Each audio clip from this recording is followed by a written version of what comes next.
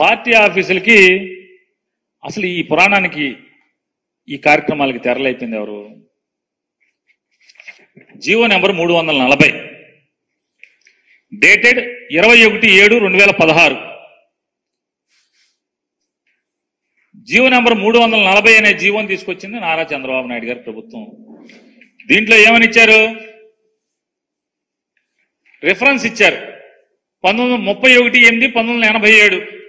అప్పట్లో ఏదో పార్టీ ఆఫీసులకి స్థలాలు ఇచ్చినటువంటి ఆనవాయితీ ఉందంట. ఆ జీవోని రిఫర్ చేస్తూ ఆ జీవోని మొత్తం మాడిఫై చేస్తూ కొత్త జీవో ఇస్తున్నాము. ఆ జీవో ప్రకారం కేటగిరీ 1 జాతీయ పార్టీలు, రాష్ట్ర స్థాయిలో గుర్తింపు పొందినటువంటి పొలిటికల్ పార్టీలు ఎవరికైతే అసెంబ్లీలో 50% తగ్గకుండా, శాసనసభలో 50% తగ్గకుండా సభ్యులున్నారో వాళ్ళ కేంద్ర కార్యాలయం కట్టుకుంటాకి 4 ఎకరాలు. కేటగిరీగా ఇచ్చారు, కేటగిరీ వైజ్. ఆ సంఖ్య 25% అంటే 50% లోపు 25% పైన ఉంటే గనక ఆ పొలిటికల్ పార్టీకి అరెకరం. 25% కంటే లోపుండి ఒక్క సభ్యుడైనా ఉంటే గనక 1000 గజాలు. ఇది వాళ్ళు ఇచ్చింది. అలాగే జిల్లా హెడ్ క్వార్టర్లో కూడా స్థలాలు కేటాయించవచ్చు అని ఇస్తూ 33 సంవత్సరాలు lease, rent lease ₹1000 per acre per annum, సంవత్సరానికి ₹1000 ఎకరానికి. చంద్రబాబు నాయుడు గారి జీవో ఇది. గవర్నమెంట్ శాంక్షన్ చేస్తుంది అని చెప్పిన 33 ఏళ్ళు లీజ్ అని చెప్పిన జీవో ఇస్తే, ఈ జీవోని ఆధారం చేసుకుని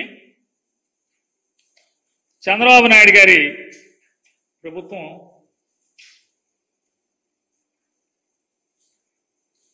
ఎక్కడెక్కడ అంటే ఇచ్చిందో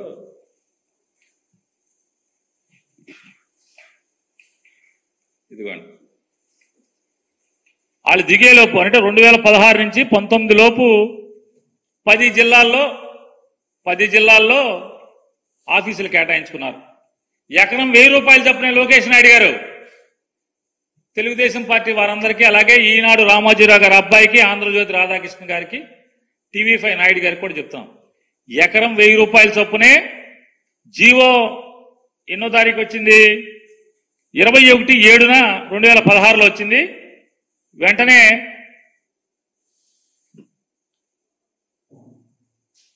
ఈ 2015లోనే జీవో 16లో వచ్చింది. 2015లో సపరేట్ జీవో తెచ్చుకున్నారు. 2015లో గెలవంగానే సపరేట్ జీవో తెచ్చుకుని కడప, వైఎస్ఆర్ కడపలో ఎకరం,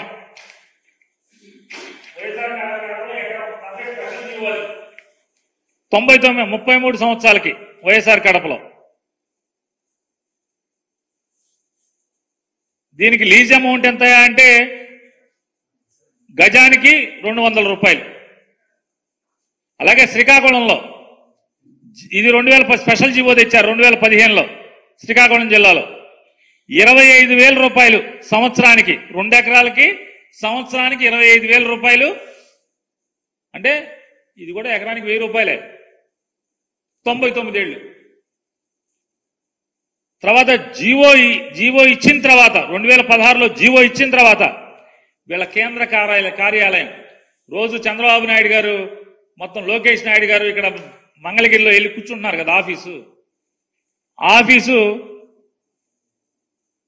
99 ఏళ్ళకి ఇచ్చారు జీవోని తోసి రాజని. చూడండి, కలెక్టర్ ఏం చెప్తారు, కలెక్టర్లు అందరూ కూడా ఏదో చెంచాగిరి చేశారంటున్నారు కదా. అప్పుడున్న కలెక్టర్ 2017లో ఎవరుంటే ఆ కలెక్టర్, గుంటూరు జిల్లా కలెక్టర్ చెంచాగిరి చేశాడా, గరిటిగిరి చేశాడా, ఏం చేశాడు?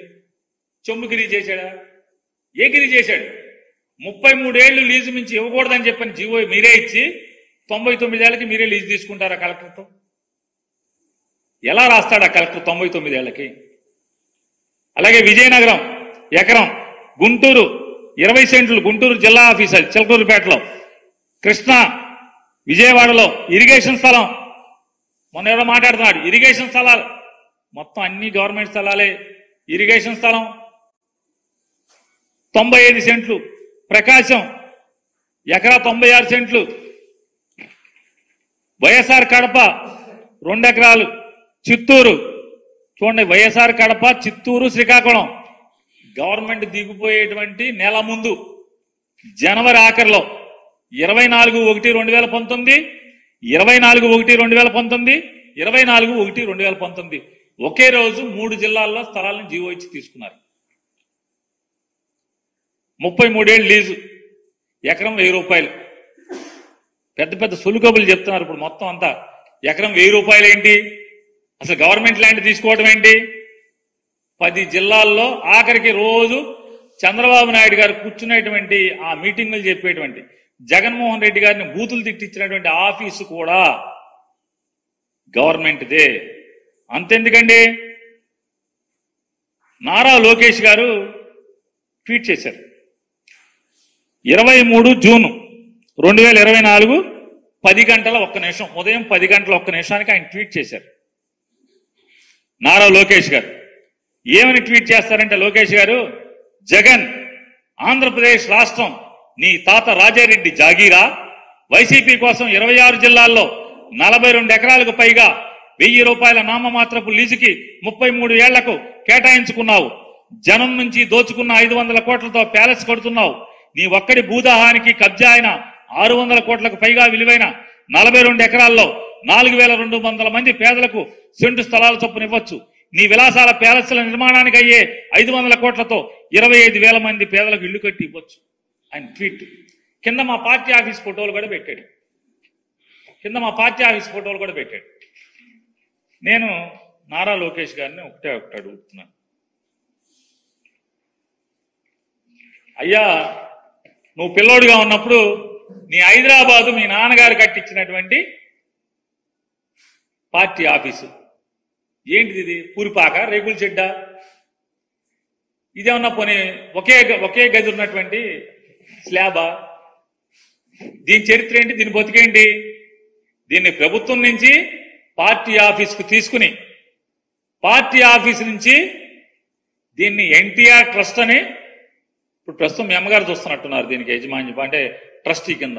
అంటే నాకు తెలిసినంత వరకు, తప్పు అయితే వెనక్కి తీసుకుంటున్నా, క్షమాపణ కూడా కోరుతాను. ఈ ట్రస్ట్ భవనానికి ట్రస్ట్కి రాసేశారు, పార్టీ ఆఫీస్ స్థలాన్ని ట్రస్ట్కి బదలాయించారు. దీన్ని రెగ్యులరైజ్ కూడా చేసుకున్నారు, ఎందుకంటే నాన్నగారు సీఎంగా ఉన్నారు కాబట్టి. ఇది ఫస్ట్ గా ఎన్టీ రామారావు గారు ఉన్నప్పుడు కేటాయించినటువంటి పార్టీ ఆఫీస్ కేటాయించిన స్థలం ఇది. దీన్ని చంద్రబాబు నాయుడు గారు రామారావు గారిని పడేశాక, చంద్రబాబు నాయుడు గారు ముఖ్యమంత్రి అయిన తర్వాత, సబ్జెక్ట్ టు కరెక్షన్ నాకు గుర్తున్నంత వరకు చంద్రబాబు నాయుడు గారు సీఎం అయిన తర్వాతే దీన్ని పార్టీ ఆఫీసు ఆస్తిని ట్రస్ట్ ఆస్తి కింద బదలాయింపు జరిగింది. దాన్ని గవర్నమెంట్ లో రెగ్యులరైజేషన్ కూడా జరిగింది. తప్పు అయితే వెనక్కి తీసుకుంటాను, మన్నించమని కోరుతాను. ఈ ఆఫీస్ ఇదేమన్నా రేకుల చెడ్డ హైదరాబాద్ లో? దీంట్లో ఏం నడుస్తుంది? పార్టీ ఆఫీస్ నడుస్తుందా, లేకపోతే యోగా గీగా ఏమైనా చేస్తున్నారా దీంట్లో? ఈ ట్రస్ట్ లో ఏం స్వచ్ఛందం నడుస్తుంది ఇవాళ? ఇది మీ నాన్నగారి చరిత్ర. ఇక మంగళగిరిలో జీవం 33 ఏళ్లకుంటే మీరు 99 ఏళ్లకి మీరు తప్పుడు లీజు తీసుకున్నటువంటి ప్రభుత్వ భూమి. దీంట్లో చెరువులు, కుంటలు, బోధులు అవి కూడా ఉన్నాయని చెప్తున్నారు. దీనికి ప్లాన్ ఉందా? ఒకసారి ప్లాన్ ఉంటే చూపించండి ఒకసారి. మొత్తం భూమి మొత్తం ఎంత ఉంది కొలతలేద్దామా? కొలతలేయించండి. ఇదేమన్నా రేకుల షెడ్డా?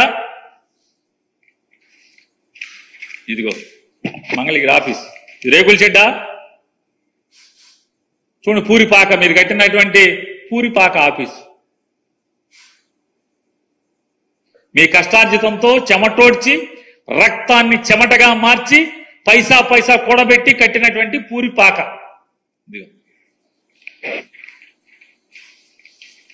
ఈ మీరు కట్టినటువంటి పార్టీ పూరిపాక ఆఫీసు, రేకుల షెడ్లు. ఇదొక యాంగిల్ మంగళగిరి ఆఫీసే, ఇంకొక యాంగిల్, 3 యాంగిల్ చూపిస్తున్నాం మీకు. ఇట్లేమంటారు? రేకుల షెడ్లా, పూరిపాకలా, తాటాకి పాకలా? కాకినాడ ఆఫీసు ప్రభుత్వ స్థలం, ఎకరా 1000 రూపాయలకి లీజుకు తీసుకుని, మీ నాన్నగారు 2014 తర్వాత ముఖ్యమంత్రి అయిన తర్వాత జీవో నెంబర్ 340 ద్వారా మీరు లీజుకు తీసుకుని కట్టినటువంటి పార్టీ ఆఫీస్ రేకుల షెడ్ పార్టీలో లోకేష్ గారు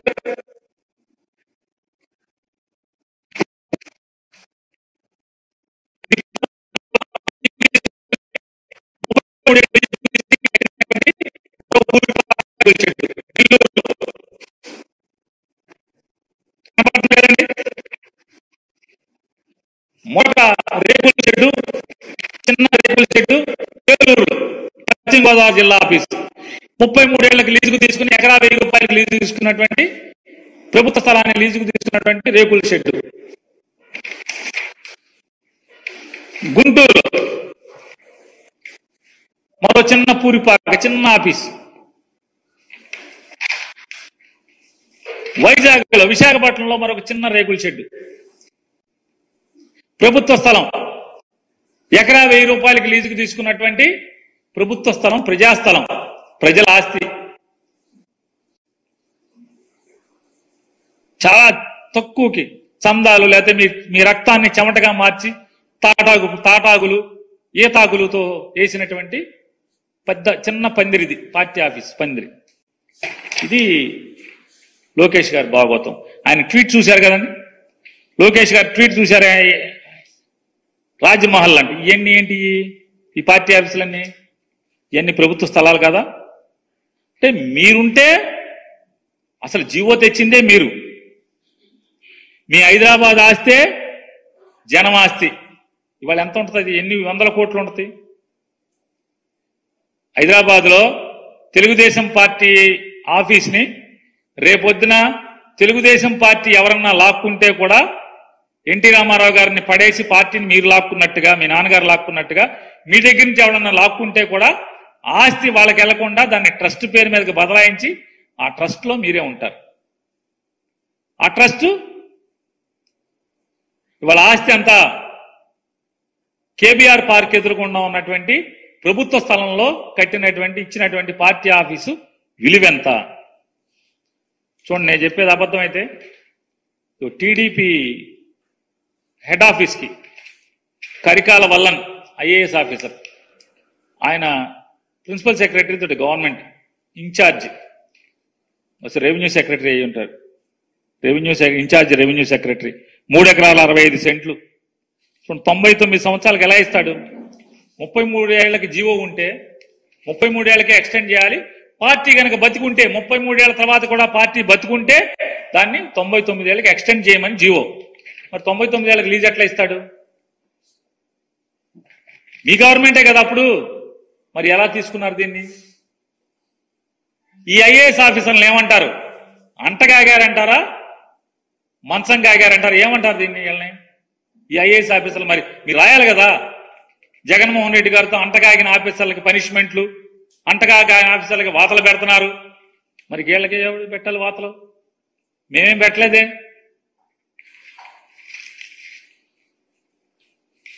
చూడండి, ఇది 2019 ఎన్నికలకు వెళ్ళే నెల ముందు 24 జనవరిలో 3 ఆఫీసులకు లీజు తీసుకుంటారు. ఈ తంతంతా చేసేయచ్చు. అంటే ఎన్ని పిల్లి కళ్ళు మూసుకుని పాలు తాగితే లోకం చూడలేదనుకోవటం అంటే అంతకన్నా పిచ్చితనం ఇంకోటి లేదనేది కూడా మీరు గుర్తుపెట్టుకోమని చెప్పని. ఇటువంటి ఫేక్ న్యూస్ ఫ్యాక్టరీల నుంచి మీరు ఎన్ని చేసినా ఖచ్చితంగా మేము మా గొంతిప్పి సత్యాన్ని నిజాలని ప్రపంచానికి చెప్తానే ఉంటాము.